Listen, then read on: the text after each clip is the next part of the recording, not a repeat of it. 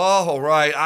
I am so excited. I've had the privilege over the last year, a little over a year, of working closely with this next guest we've got coming on, and the company of Catalyit. Guys, if you have not heard of Catalyit, I can't wait for you to check out this conversation we're about to have with Marit Peters and Casey Nelson.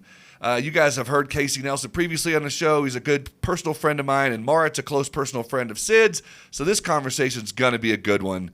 Make sure you buckle up. We're going to be talking about the State of Tech Report and the newest acquisition from Catalyit. I'm getting out of the way here because I cannot wait.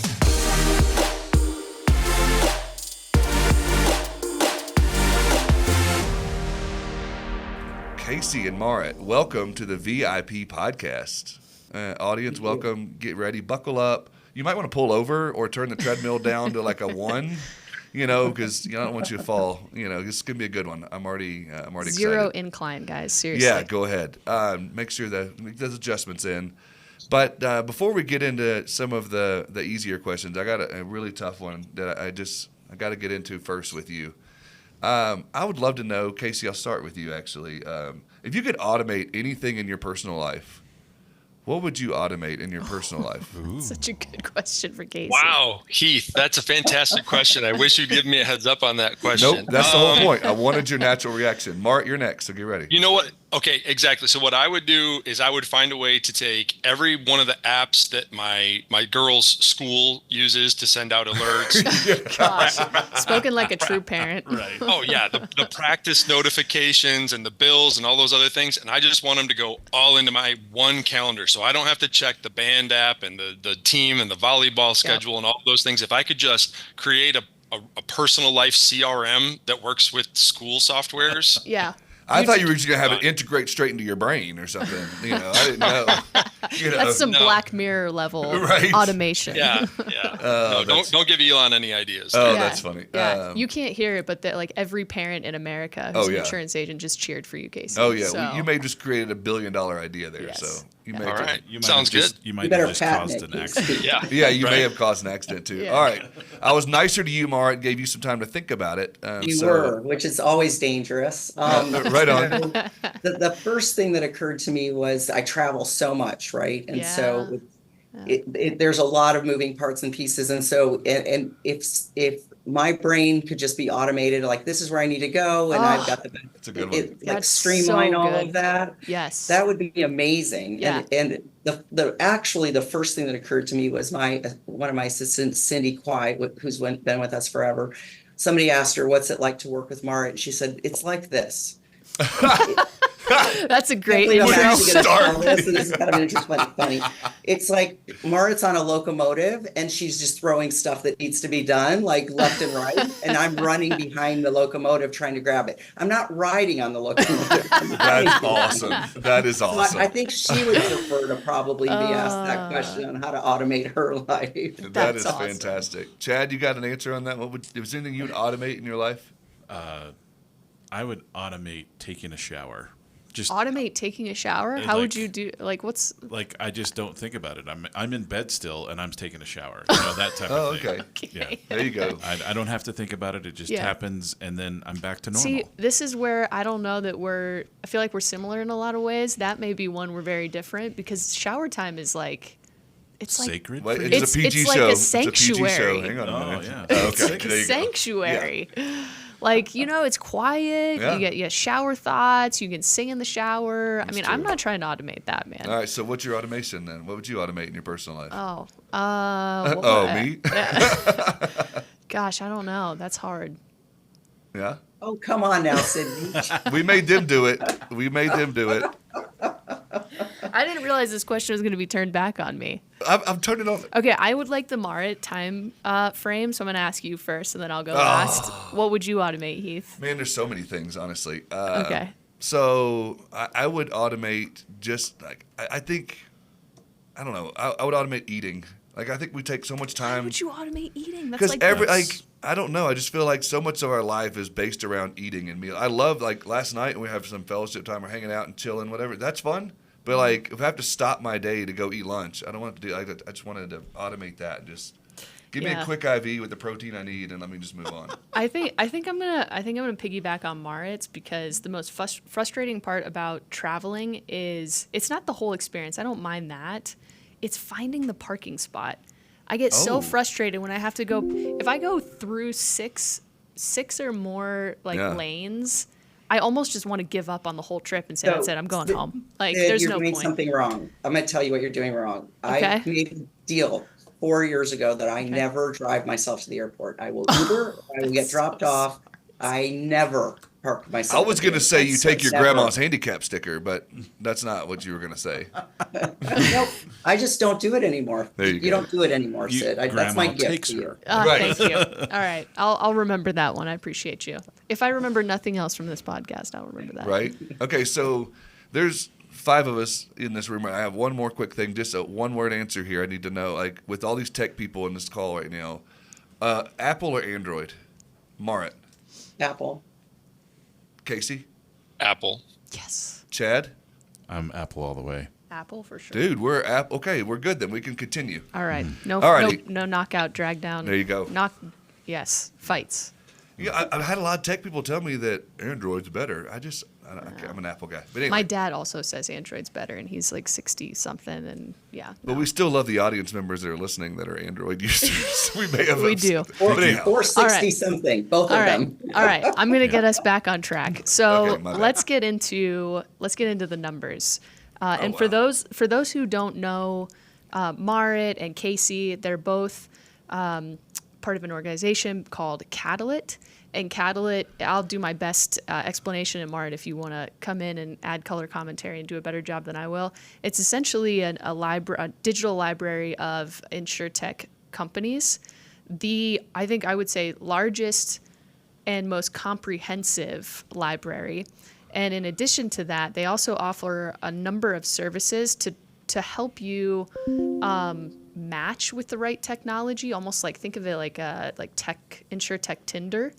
And then on top of that, even implement and adopt the technology. So it's really from like start to finish, from finding it to, running full steam on it. They can help.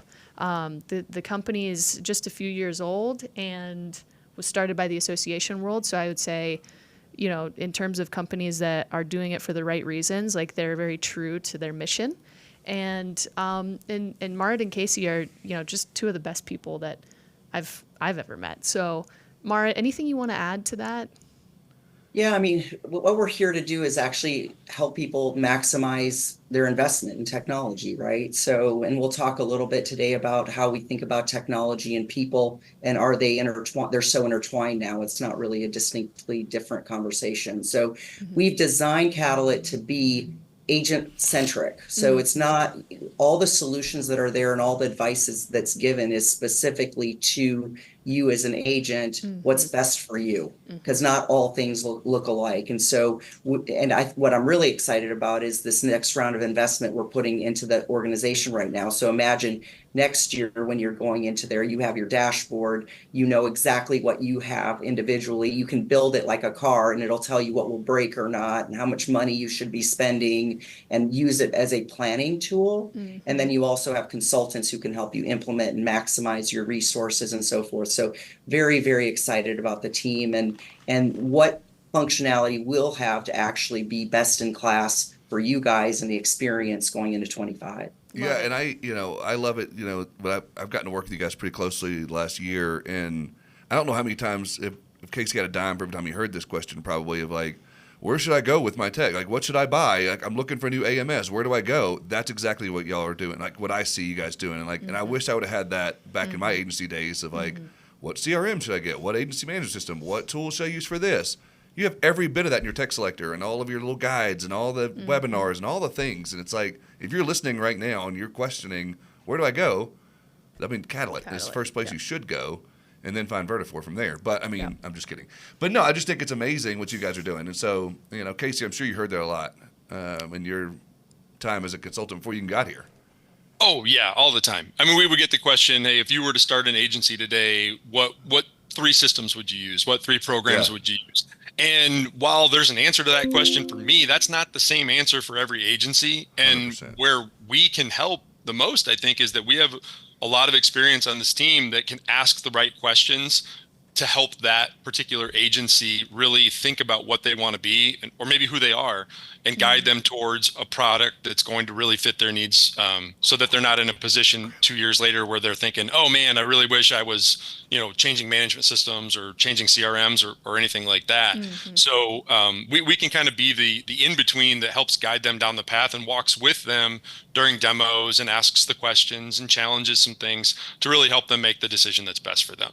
So every year for the last 3 years, you guys have published a report, a study on the insurance industry globally, and we call it the State of Tech Report. And I would say it's a very unique report. It's focused primarily on just what is going on in the insurtech space in terms of agency adoption and how agencies are thinking about technology. And what's cool is because now you're in your third year, there's more history in the report to look back on and notice trends year over year. So maybe you guys, Marit, you could start with how do you, why did you decide to publish this study? And because it is very different than like I know we have Reagan's best practices, we have the Agency Universe study, there's some other ones out there for the agent space. This one, it really is separate from and unique from those studies, and I think provides a more holistic view of the tech side. And real quick too, I would say it's actually been key to some of Vertafore's strategy as well. As we've built out Agency One, our product team has used it, our executive team has looked at it, so it's a great study. But tell me why you guys decided to publish this, and then how do you collect the data just to give people an idea of the accuracy of the results? Right. Yeah. So, I think one thing that we've heard loud and clear, and you guys have seen it all the time, is agents like to hear from other agents, right? What their experience is. So granted, experts are great, and I think we've got the team that can help with that as well. But the whole purpose behind the State of Tech Report is to find out what agents are using and how happy are they with it. So when you go through that, if you're a Vertafore user, for instance, you can see what integrations people are using and how happy are they with them or not.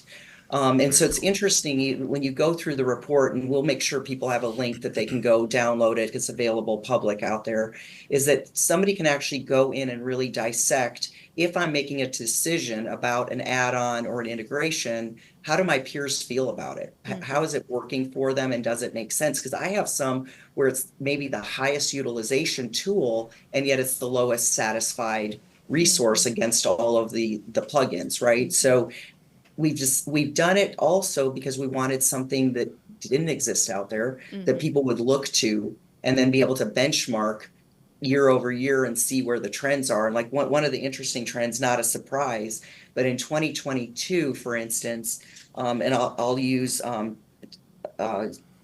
phone systems or whatever, telephone systems basically, or video conferencing, I guess is what it is Zoom was 50% of the users, and now Teams is 50% of the users, and they've completely flip-flopped. So Teams really took over the last 2 years. They used to be, I think, at like 23%, I think, of the users 2 years ago, and now they're 50% of the users, and Zoom's dropped down to 32% of the users. So we're seeing what technology is being, and you know that Microsoft did a lot in the last couple of years since COVID, right, to upgrade that, and it's worked, right? So you see the adoption of it.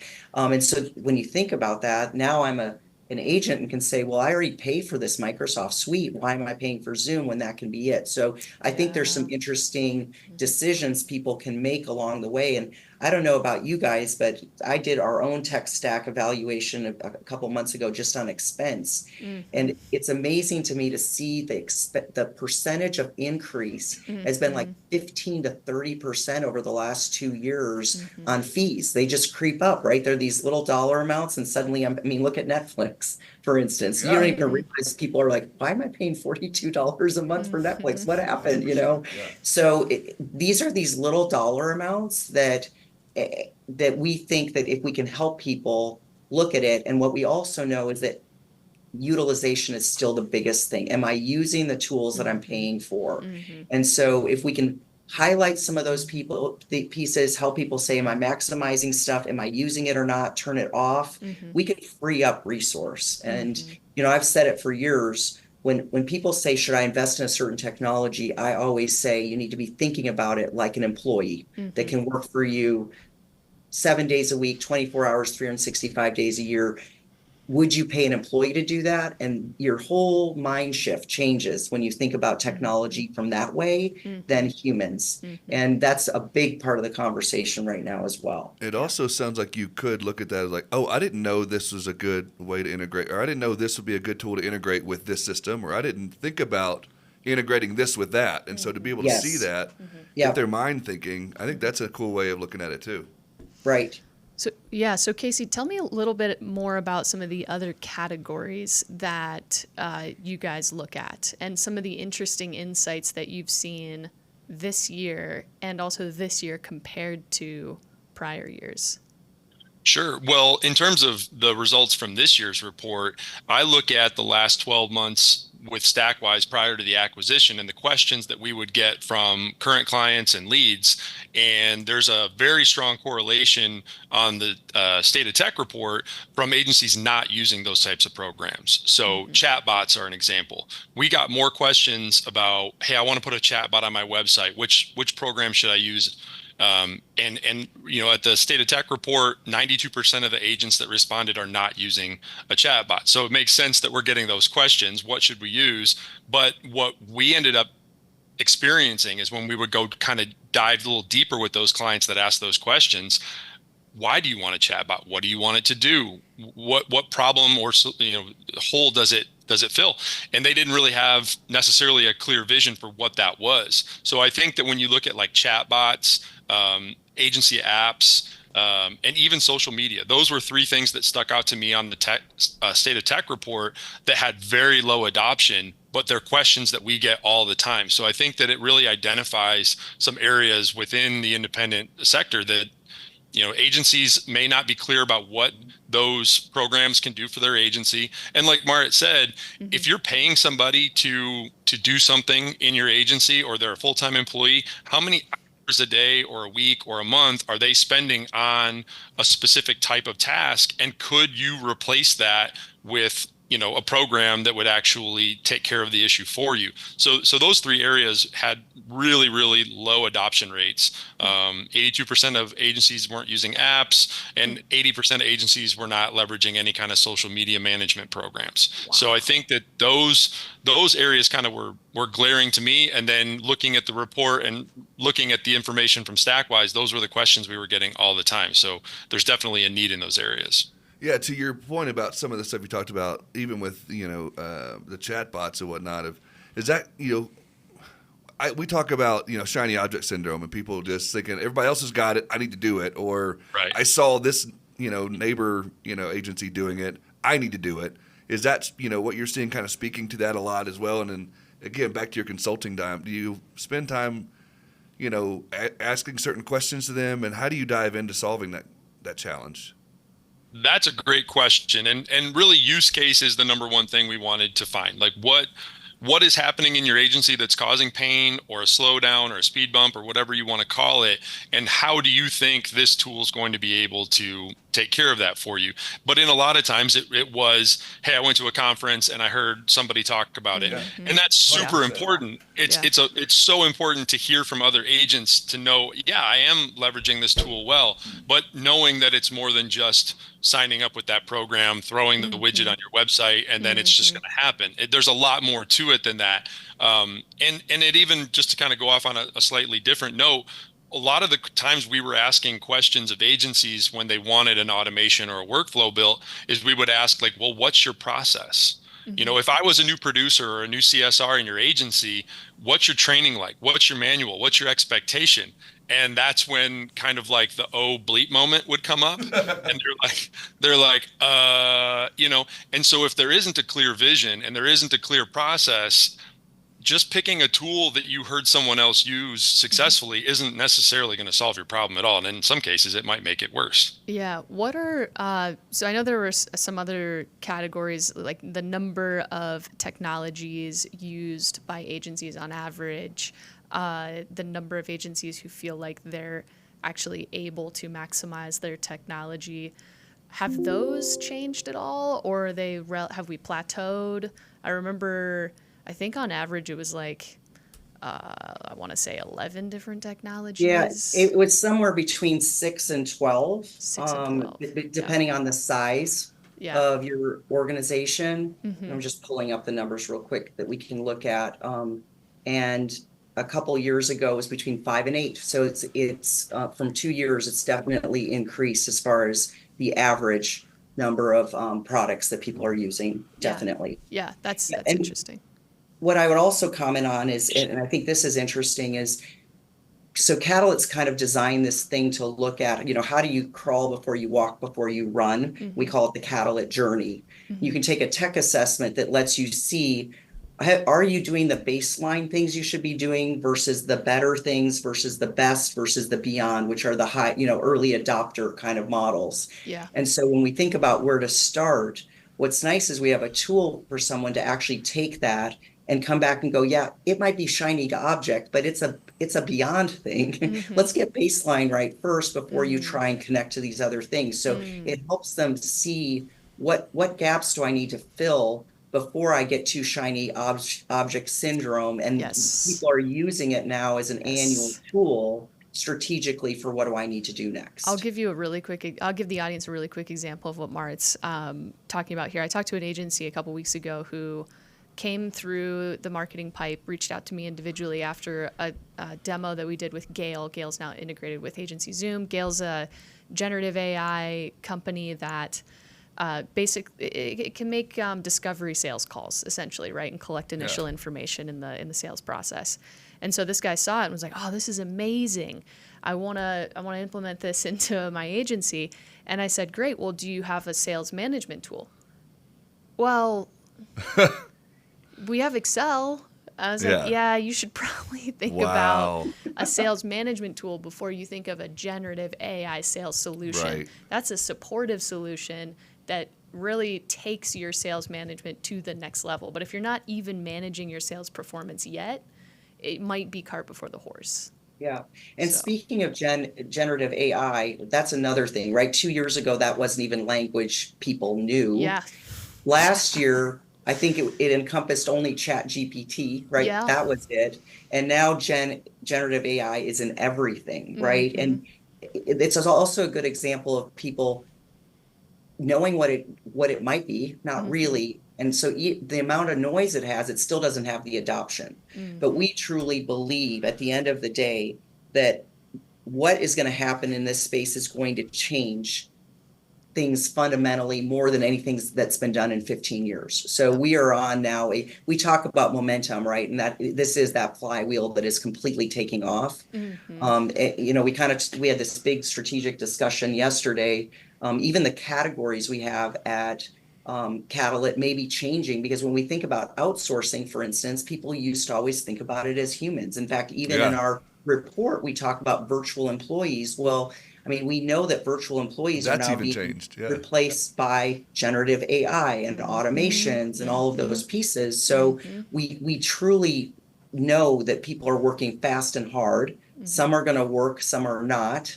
And so there is that, try not to be too early an adopter. Let's make sure it's right. Make sure that the security protocols are correct, right, before you get into something that you missed and so forth. So that's a big space that we're seeing, obviously, that's different. And we're continue to be very concerned about the low adoption of cybersecurity in our agency offices. And considering we sell cybersecurity, is that cyber insurance? I mean, we know this is a massive issue. So it's shocking to me that still 66% of respondents are not using cybersecurity. And I think sort of our, public notice, like public service announcement today is, please take a look at that, and please don't misinterpret that if you have a local or a general IT or MSP working for you, that they know what to do in that very specialized area for cyber. So that's just kind of a call out that it's kind of like the, the drum we beat on a regular basis. Yeah, and I think more ears are perking up because of the CrowdStrike issue that happened for sure. Relatively recently. Okay, I'm gonna take us towards the acquisition because I actually have to hop on a plane like right after this episode. So all right. And you're going to I know, Uber there, Heath right? is- You don't have to drive Heath- yourself. I am taking an Uber. Heath is like, I would spend 2 hours with these guys. Casey, you partnered up with Catalyit. So StakWise is now has been officially acquired by Catalyit. You're on the Catalyit team. Tell me a little bit about why you made that decision. Yeah, absolutely. And there's a lot to it. But we really loved what we were doing. And we were going to continue to bring what we were doing over to Catalyit. And we're really excited because there's a lot of Catalyit members that are already expressing that they see value in our monthly model. And going to your question, though, one of the reasons that I started to really consider finding a partner or finding someone that wanted to acquire us is because the tech world is expanding so fast. And I shouldn't speak for the whole team, but I know I started to feel very much like I was becoming the jack of all trades, but I was losing my mastery of some of those things. And ultimately I was not able to spend the time I wanted to spend with clients doing the things that I do well and doing the things that help those agencies well. And so that's almost like a business owner discussion that's probably a great topic for a second podcast, Heath and Sid, if you want to. But heard on that front. But knowing that there was an avenue and an opportunity to join a team that I know and trust. Like I've had a relationship with Marit and the IIT team for a long time. I was super lucky to be involved with the Young Agents, or the Elite Texas group is what we call it here, and be even on the board. So I was around and I've known them for a long time. I trust them. It's a great fit. It's been largely seamless. Like we're hit the ground running, and we wanted to increase the value that we could provide the existing StakWise clients. And then for Catalyt's members, we wanted to provide our expertise and extra value to them. And so that their Catalyit membership now can hopefully grow and expand in ways that will be very beneficial to agents all over the country. And it was just a perfect fit. It really was. Everything came together. The relationships, the networking, the history really just made it so that it was a perfect fit. Yeah, and I'll never forget, like, pull back curtain a little bit, the phone call that we had, and you were just like so excited and, just pumped about, the opportunity there. And it wasn't, that it just, I'm going to do this. It was, you really thought hard about it. You really were excited about the opportunity. Yeah. And so I just thought that was really cool to see, because you could have went other directions with it, but you were just like, this is where I need to go. This is a perfect fit. I've known Marit for a long time.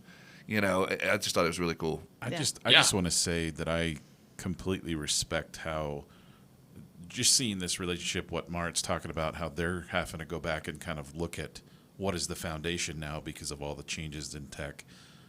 The respect that I have for Catalyit to say, we know we need more help now more than ever, and they're acquiring, other people that know what they're doing. Yeah, that and consulting piece. They're coming back to their roots of going, okay, what is our ultimate goal here? Yeah. And we've got to change that too. So.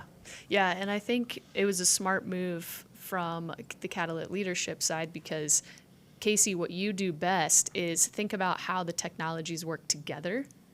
And, I think Catalyit has pretty much nailed the discovery process and the maximization and implementation process, but the stitching together part is and remains just a complex task. And you acting as that expert who can figure out the glue and, I didn't say duct tape, I said glue. Like this is some serious stuff in the middle of these, tech stacks to make sure the workflow works as efficiently as possible.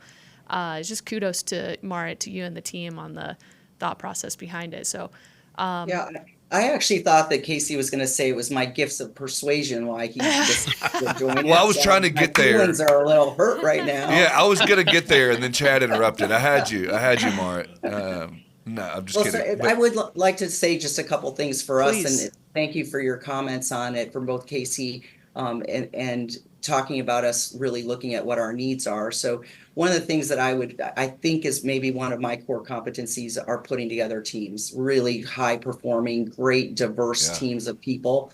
And so I will tell you, whether I look at it from a Colby or using Working Genius, when we looked at all the assessments and there were gaps on the team, what Casey and Scott Bring were like just hooked in. I mean, I got chills literally thinking about when we put it together, what it was going to do, not just in skill set, but thought process and problem solving and driving closure and those kinds of things that it just puts us in a different state.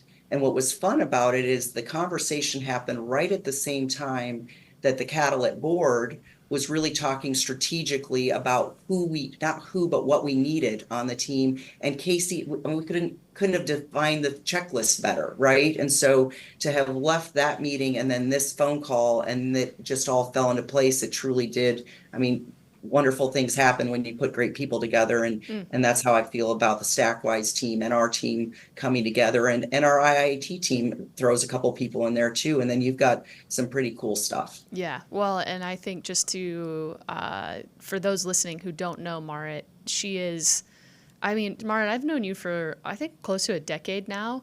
And more than that. Yeah. And I remember when I first got into the association space, always looked up to you as somebody who really, from a leadership perspective, like just one of the best leaders in the association world.